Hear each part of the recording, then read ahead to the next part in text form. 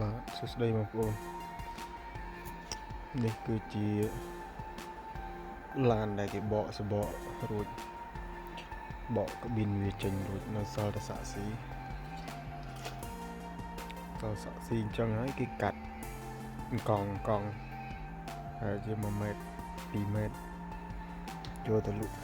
វាចាយបងប្អូនមើលឡានខ្លះនៅសាក់ស៊ីស្អាត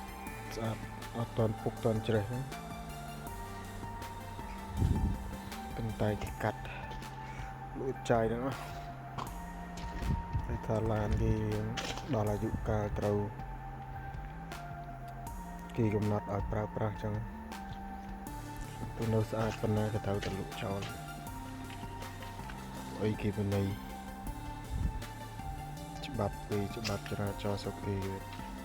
តាំងតែ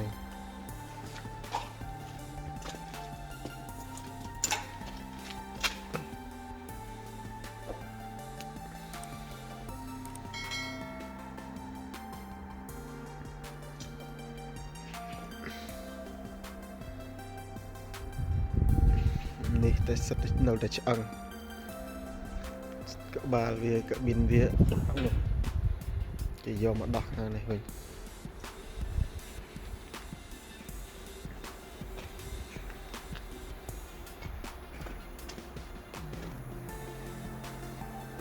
យកមកដោះកាប់សាច់ទៀតយកជួយកមានខ្សែភ្លើងមានអលុយញោមអី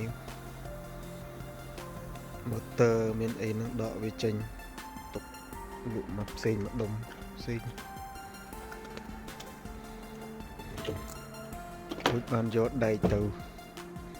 នៅសល់តែដែកសុទ្ធហ្នឹងយកទៅកិនបាទនេះបងប្អូនគ្រឿងក្នុងតាបឡូឡាននេះមានអីមានតែគ្រឿងក្រៅប៉ុណ្ណានេះដុំម៉ាស៊ីនត្រជាក់អានោះអ៊ីត្រូពេកវាអ៊ីត្រូហ្វាក់វាប្រាគេបកអាចជួស្រោបពីលើវាចេញនៅសល់ប៉ុណ្ណឹង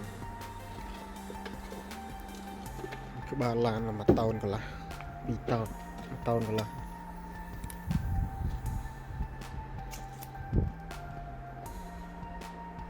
ហើយនេះគឺកាប៊ីនពួក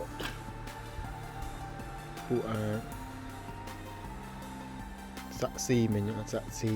ឡើងគេកាត់អញ្ចឹងហ្នឹងពួកឡានអត់ណាលើកសបកវាចេញមកអញ្ចឹងនៅសល់តែ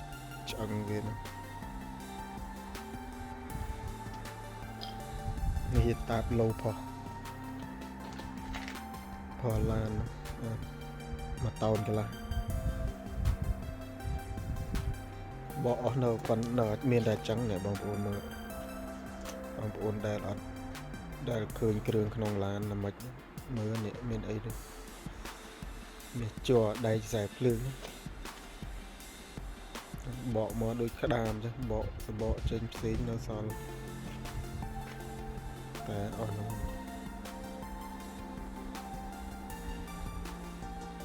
ដោះក្អីឬក្អីលើកអីចេញអស់មានអីបងប្អូនវាល្វឹងឡានហើយខាងនេះវិញ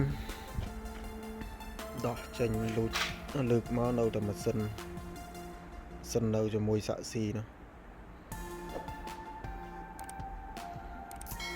នៅមួយសាក់ស៊ីហើយសបកនេះមកដោយខ្សែភ្លើងដោយ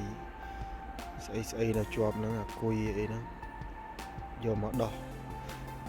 បែកវាចេញទៀតទុកតែដែកសុទ្ធទេយកទៅកិនពិតដូចអ៊ីតចាយ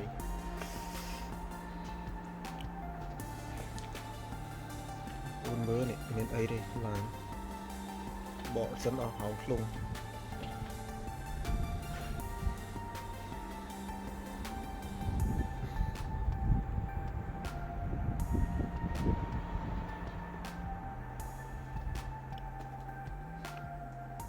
វីដេអូថ្ងៃនេះមានតែប៉ុណ្្នឹងជម្រាបលាបងប្អូនអរគ្នាតាមនឹងចាស់